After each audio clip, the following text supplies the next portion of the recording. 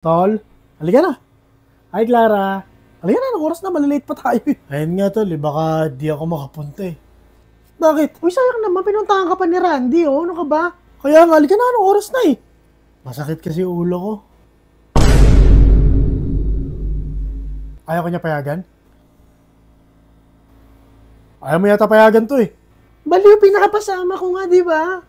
Ngayon lang to, Clara. Birthday ni Buboy, galing ng abroad yun, oh, kababata namin. Baka pwede naman pagbigyan mo kahit ngayon lang. Sino ka ba sa palagay mo? Hindi lang to tungkol sa inuman. May pamilya din kayong natatapakan. Hindi makakasira ng pamilya ang isang gabing pag-inom namin sa labas ng barkada, Clara. Ba't nakala mo dito lang sumasaya si Peter sa'yo? At bakit? Anong akala mo sa pamilya niya dito? Isang laruan? Proyekto? Tapos na siya sa buhay binata. Tinuturuan ko siyang makontento kung anong meron dito sa bahay. Alam mo, hindi pagmamahal ang pinaparamdam mo kay Peter. Kinukulong mo siya sa'yo.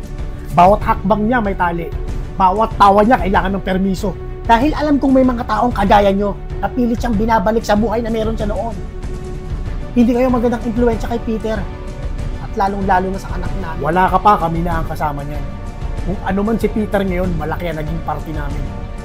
Halika na! Huwag mong hawakan ang asawa ko. Isang galaw mo pa, bangkay ka nang uuwi sa inyo. So ito ang plano mo? Bawian ako ng buhay? Nakakatawa na nanggaling pa sa taong mapagpahalaga sa pamilya. Ang pagbabanta, nabawian din ako ng buhay. Handa akong gawin lahat para sa pamilya ko. Alam mo yan. At kung kinakailangan kong iputok to, hindi ako magdadalawang isip.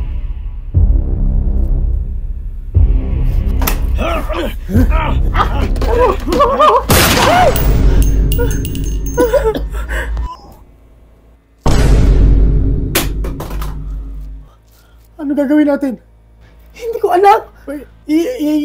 Ilalabas ko siya. Ilalabas ko sa labas. Ilalabas ko ililibing. Sa ilalim. Ilalabas ko. Bilisan mo lang ha. Putang ina mo. Bumalik ka agad. O orasan kita. Sabi ko sa'yo. 3 minuto. Wala ka pa dito. Ngudud ko yung mukha mo sa labas. Tignan mo. Mukha ka ng labas eh. Inuuna mo pa yung barkada na yan. Bilisan mo ha. Bumalik ka agad. Pag sinabi ko sa'yo, pag inurasan kitang hayop ka. Putang